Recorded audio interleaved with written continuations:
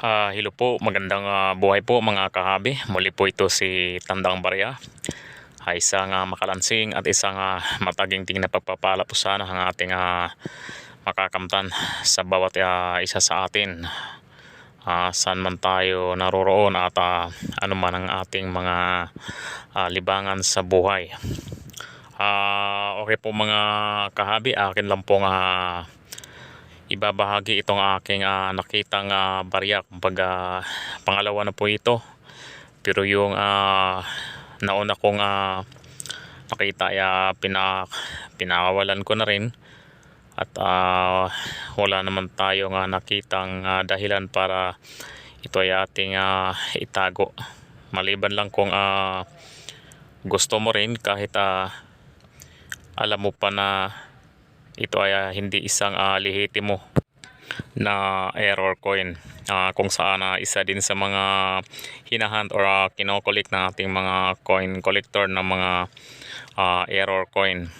At para sa akin at hindi ko ito linya ng mga error coin. So kahit pa naman ay isang legit na error, unang-una may kamahalan din kasi ito. At ayun, talagang legit na error coin, hindi yung mga ini-eksperimentohan lang kung ano-ano nga ginagawa at papalabasin error, tapos ito ay ibibenta sa isang mga newbie na error coin collector. Oo, may mga gumagawa talaga niyan, mga magaling din. Ano po, magaling eksperimento kahit mabusisi. O biro mo naman, kagaya nito, kahit may kahirapan ay pinaghihirapan talagang itong gawin. Ayan, kagaya niyan. So ating makikita itong dito ang pagkakaiba ng detalye ng dalawang ito. So pareho po itong 10 piso. Ayan, nakita naman, 'di ba? Ito po ay ang BSP NDS or New Design Series.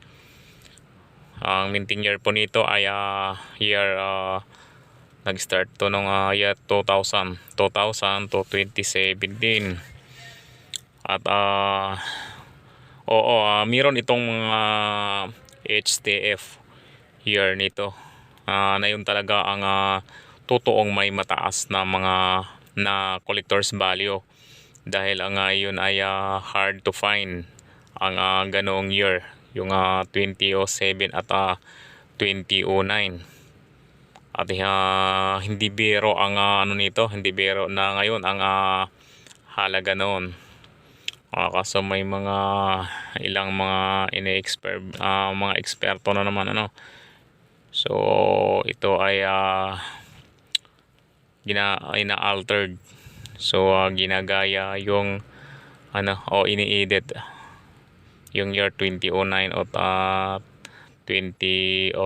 Sa bagay nasa isang collector din naman yan kung gusto niya, kasi mura nga kaysa legit na 2007 at 2009 na hard to find na year. Ang ibig kong sabihin ay ang yung ina-altered na year para sa 2007 o 2009 ay isang legit coin din po yon, or ganun ding 10 peso. So binago lang ang huling digit ng date para maging 7 or 9, dahil nga yun ang pinakamahirap na hanapin. At ito ay nasa mga coin collector na may kakayahang bumili ng ganun kataas ang halaga. At ang value ng nito ay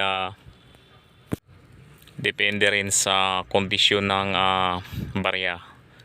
So kung ito ay ang legit nito, yung tunay na 2007 or 2009, pagka ito ay isa pang brilliant uncirculated, na hindi talaga nag-circulate ay hindi bababa sa 8,000.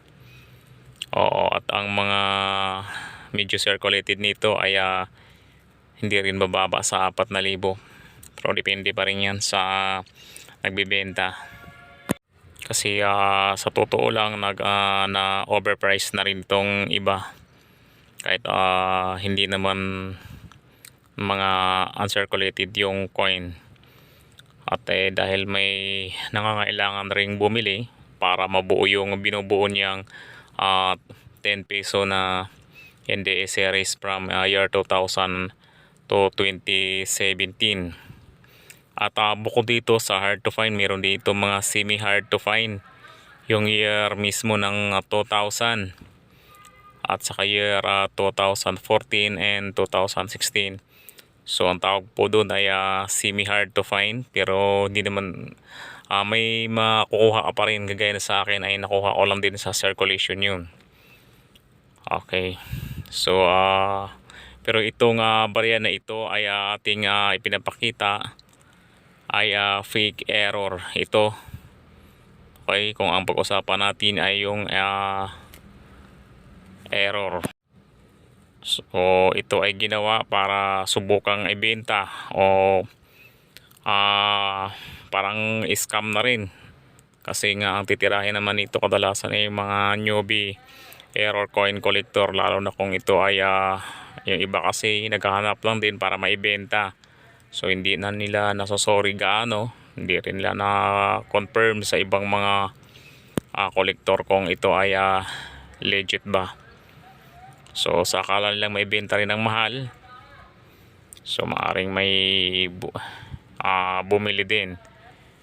Pero ito ay siguro ay nalaman niya na wala nang naniniwala o tayo na bilhin. So baka binili na ng yosi sa tindahan at naipamasahe naman ng tindera at naisukli sa akin. Ito bali pangalawa ko na ito. So ito ay itatago ko na lang para lang din ay pag-aaralan at maihambing sa iba na ito ay maari talaga kasi itong maikutin o matanggal, dahil ito ay hiwalay naman itong ginawa. Itong bilog sa gitna at itong kanyang gilid. At kitang-kita naman natin ang mga dahilan o basihan kung bakit nasabi natin ito ay sinadya lang at ito ay hindi legit na error. So maaring inikot ito, pinukpok, na nagkakaroon ng mga maraming gasgas o kuping-kuping. Pero kung ito ay isang uncirculated pa, walang kagas-gas-gas, maaring ito ay legit po ito na nagkamali sa pag-extract nito. Maaring nalihis nga kung ito ay uncirculated at wala kang makitang mga bakas na ito ay pinukpok o pinilit na tanggalin at ibalik uli. Kaya kung ikaw ay isang error coin collector, kailangan mabusisi ka at mapanuri ka, dahil nga kung yun naman ang hilig mo sa mga error coin, para di po tayo maisa ng mga magaling mag-eksperimento para lang ay pagkakakitaan. At paalala na rin sa mga gumagawa ng ganon, ito ay pinagbabawal po yan ng Bangko Sentral, lalong lalo na sa mga circulating coin na ito ay sirain. At ang mahuhuli niyan na gumawa ng ganong gawain ay may kaukulang parusa ng Bangko Sentral ng Pilipinas.